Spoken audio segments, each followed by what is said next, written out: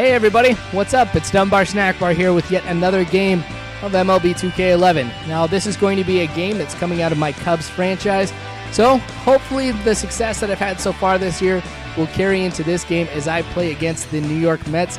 It's May 25th of 2011 in the franchise, so I know I'm getting a little behind. I'll have to simulate to catch up here a little bit. So it'll be a night game here at Wrigley Field, which will be kind of nice because if you play a game at Wrigley Field during the day, during the 7th and 8th inning, the shadow from the bleachers kind of comes onto the field and it makes it kind of difficult to see the ball. In case you didn't notice, I'm 31-17. I am leading the NL Central, but not by too much. I think I'm just a couple games ahead, so every game seems to definitely count. Randy Wells will be starting on the mound for me, who's doing a great job this season. He started 9 times, and he's 5-2 overall, so I'm hoping that his success will actually carry into the game here as well. The pitchers on the Cubs have been having a lot of success this year as well. So to kind of start off with the game here, not too much really happens on early on. It doesn't, nothing really exciting takes place until the 3rd inning where I decide to try and steal a base with Castro, and I do it with no problem whatsoever. Castro is the fastest guy on the Cubs, so I'm definitely trying to get him to steal every opportunity that I can, and he's actually leading the majors, so I'm hoping that he'll be able to continue to be stealing some bases for me because it really does help out. By the way, that stealing tutorial is coming up here pretty quick. Now, like I said, Randy Wells has been doing pretty well this season, and all of the pitchers on the Cubs have. If you kind of know what's going on in real life with the Cubs, you can kind of understand that pitching may not be the greatest. Cubs aren't doing too well this year, so at least I get the opportunity here to play a game with them doing really well because the Cubs have kind of grown on me. I wasn't initially a Cubs fan. I just did it because I want to break that Billy Goat curse.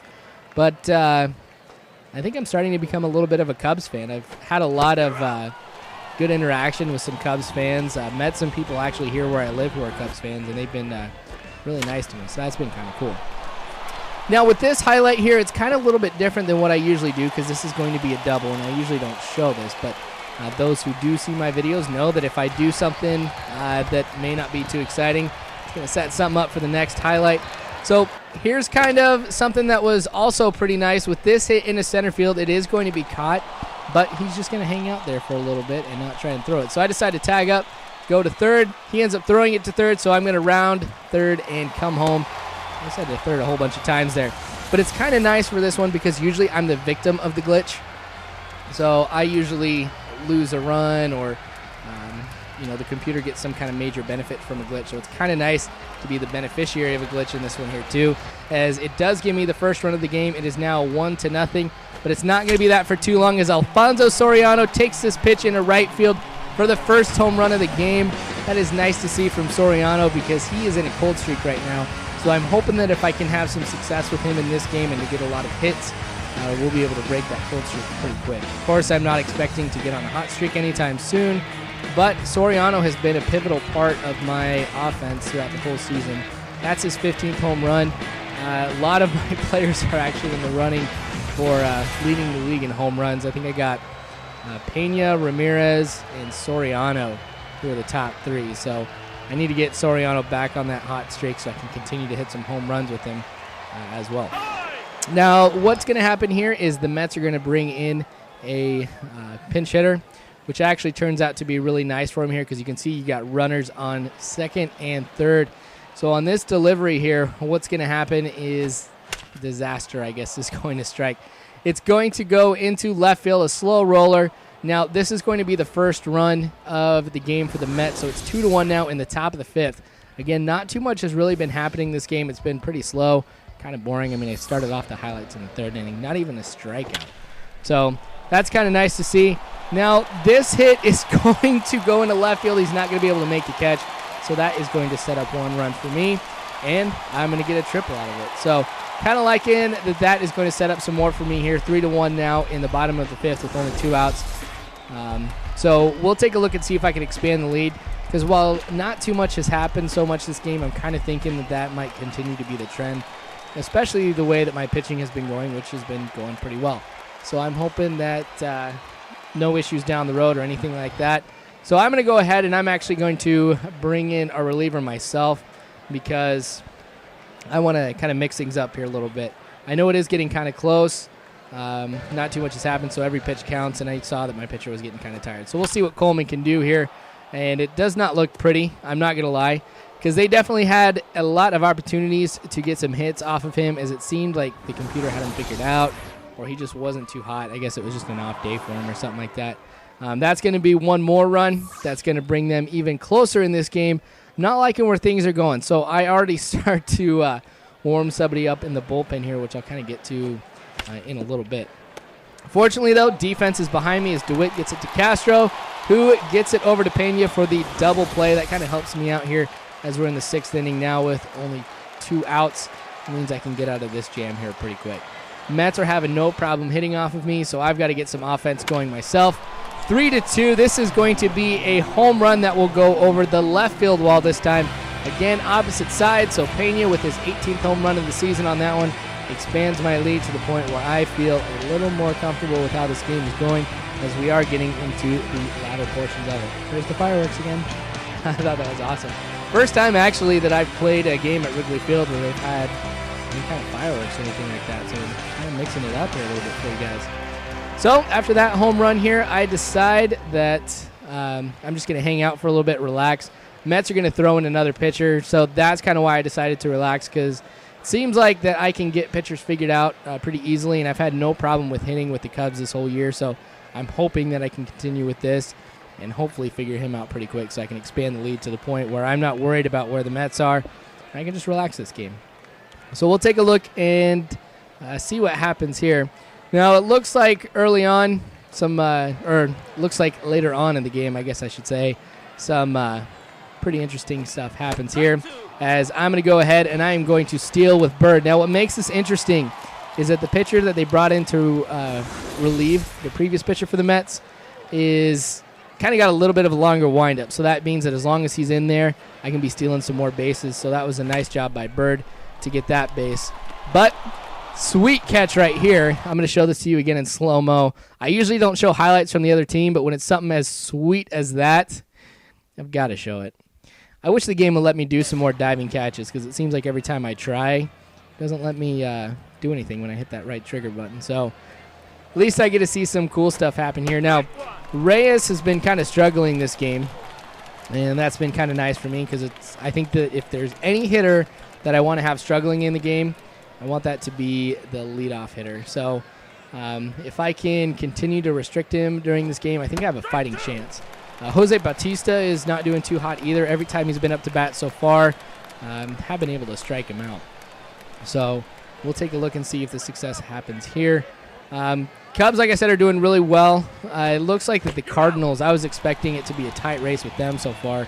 This franchise has not been the case. It's actually been the Reds who have been doing pretty hot in this, which is kind of a surprise, because I kind of went on a limb here and I said that the Cincinnati Reds were going to win the NL Central in real life. But see, this happens, been pretty sweet. Castro's going to come again with another stolen base. That's 2 for him for this game. And it seems like every game that I do not simulate with the Cubs, seems like Castro is getting a multi-stolen base game. So he better be leading. Well, I know that he is leading, but hopefully that'll continue. So I decided to go ahead and bring in Sean Marshall, because they were having a pretty good time hitting off of Coleman. So like I said earlier, I was kind of warming him up. So I was going to see what Marshall could do here. Now, Coleman is a right-handed pitcher, so I thought I'd mix things up and go back with a left-handed pitcher to kind of start things off here to see if I can mix it up here at all. Maybe throw off the computer a little bit by just throwing some other stuff. I see that they'd put in some pinch hitters and stuff like that earlier to try and adapt to Coleman. So that might be their undoing. At the same time, though, I think it's going to end up being my undoing here, as Castro, of course, won't catch that. I don't know why I decided to die for it. But there is another run for the Mets. And dumb move on my part. I don't know what it was, but this later part of the game was not the smartest gameplay I have ever done. That was just foolish on my part to throw it home. No reason to. And so that ended up having the runner who was at first advance over to second. So now he's in scoring position, and that means just about anything can happen with him there, like this. Now you can see his composure is not too hot. I didn't want to use having the coach come in quite yet. So now runners on first and third. I just wanted to show you how many hits these guys are getting off me. But fortunately, I am able to at least get one out on that one. I was not too happy about that. But I prevented the runner from coming home, so it is still 4-3 in the top of the 8th. With 2 outs, this hit into the gap will score 1 run. Let's see if Bird can get there in time. Of course he doesn't. Why? Because my girlfriend was talking to me. Oh, girlfriend gets in my way. No. But anyway, that was kind of goofy right there. So now the Mets are leading 5-4 because of my girlfriend. I'm going to blame this one on her. No, I'm just kidding. I love her to death. Just a dumb move on my part. So with this, looks like I was going to get that one over the wall. I was kind of hoping that I would. Now with Soriano up to the plate again after that foul ball, this one will go over the wall, right center field. I love that animation there when you get that kind of perspective. So Soriano, who's on the cold streak, goes ahead and ties the game with his 2nd home run of the game, 16th of the season. Told you Soriano was absolutely pivotal to my offense. He kind of proves it right here as he goes ahead and he ties up the game. There's some more fireworks there too. So this is pretty interesting because now the game is tied. We're getting into the later parts of the game since it is 8th or 9th inning. I can't remember exactly what it is right now. Last video I did too, I came from, I got a game-winning hit. So maybe it will continue where I get out of the really tough situations and I get that big hit here later on in the game. So they're going to decide to bring in Francisco Rodriguez, hopefully to shut me down on the offense as my offense is starting to get put together here. I am getting kind of nervous about this one here because mental mistakes on my part, and I'm hoping that that's over with because I'm kind of pretty frustrated at this point when I was playing the game that I let the game get to this point because I was up, I shouldn't say a good amount, but I had a significant lead, and it's all because of me that I lost it. So I was kind of deciding whether or not I should even show this game because it was kind of embarrassing right now. But here we are, bottom of the 9th, 2 outs with Aramis Ramirez up to the plate. It's going to be ball 1 here. That's a cutter that's going to be outside. Let's take a look and see what happens on this next pitch here as well. Another ball. It's a cutter. Now, I did do some research on this pitcher when he came in to try and see if there's any kind of tendencies I could try and find out. Anything I could use to my advantage to try and get the big hits on this one. And it worked out because it was another cutter. That's the pitch he throws the most. This one will be over the wall for the game-winning home run by Aramis Ramirez.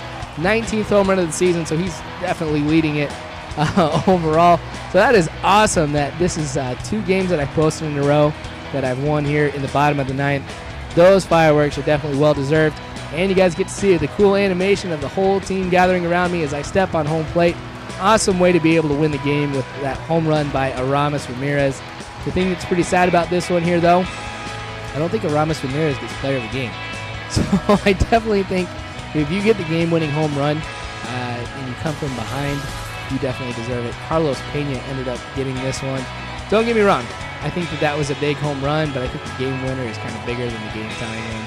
I don't know. I guess it's up for debate when you really think about it. But I wanted to thank you guys for watching this video. I appreciate every view that I get, every subscription, and every message that I get from you guys, too. It's been pretty awesome with you guys so far. So continue to keep viewing. Subscribe if you haven't already. It means a lot. And also hit that like button. It really helps you out more than you guys know. Good stuff coming up later on as well. I'm going to try and post a little bit more since I saw that was something that you guys requested. Keep various requests coming in for games and stuff like that, and I'll see what I can do. But thanks for watching, guys, and you all have a good one.